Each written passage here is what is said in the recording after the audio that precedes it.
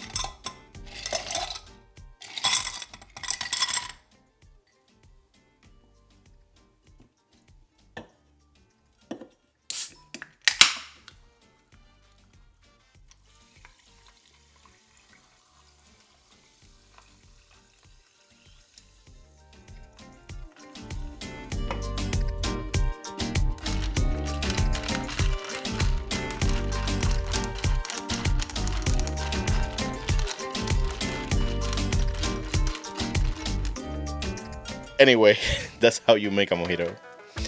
I learned that in the Bacardi factory in Puerto Rico. We literally went to a tour of the entire Bacardi tour facility, and there was a mixology class. That's how I learned it.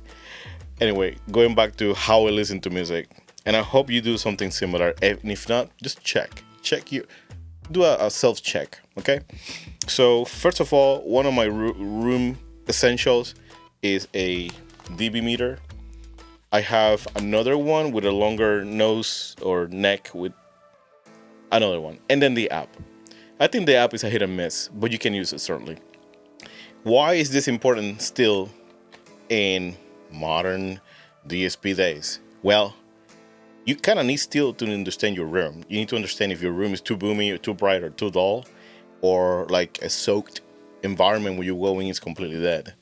So one way to figure that out is to play the content with this and adjust the monitoring. Specifically, if you have a monitor controller, it's best to have setups. My monitor controller does have settings, so they're already fixed. So when I work on music, I have two different sets for volumes. One is louder, one is shorter. When I listen to music, however, I have three selections, and one is a little quieter, midway between the two of them. I think when I work on music, I think I fluctuate between 78 to 83 dBs in this room. And when I work on music, when I listen to music, just for audiophile side of things perspective, I would say 73 to 80, I would say. So it's not much too much of a difference. I also have headphones, which I use for light editing and or casual listening if I don't want to turn on the entire front end of the studio, where I have the BMWs and the amplification. But this is key for whatever you do in the music industry. You do have a space dedicated to listen to the content that you're working on. As an audiophile, it's the same trick. And honestly, this is the part that I want to dive in a little bit more. And it's how do you listen to music? This is how I do it. I spare at least twice a week where I just sit down and listen to music. This can only be, well, this can be CDs, vinyls, and or streaming. It doesn't matter. Whatever you got. But whatever you got, save time sit down and listen. Put your phone aside. Just cue a song before you start getting ready for it. Then set a drink, whether it's coffee, the mojito, and or anything. Lock yourself and then hit play. Now, when you put everything aside, all the noise, you actually get submerged on music. You don't need Atmos speakers, even though I favor them.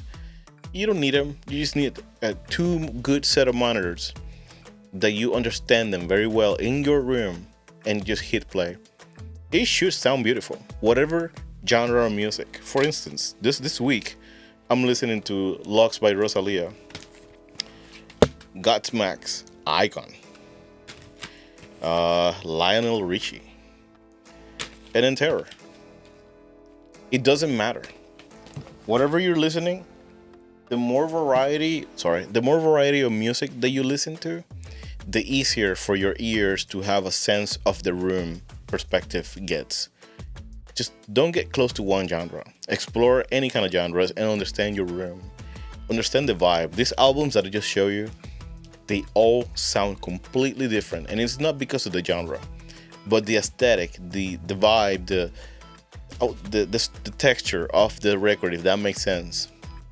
They all sound different. For instance, Lionel, it's very high-end, very smooth, silky smooth kind of a sound. Whereas Rosalia is very open, soundstage, up front. Not too dry, but very, very tactile, I would say. Terror, it sounds very organic, very high-end because of the guitars. And what's the other one? Completely forgot the other one. Anyway. If you cannot listen to differences in texture of a variety of music, then your monitoring is working against you. And this is where I advise you to figure out what you got going on, and then you can assess and move on.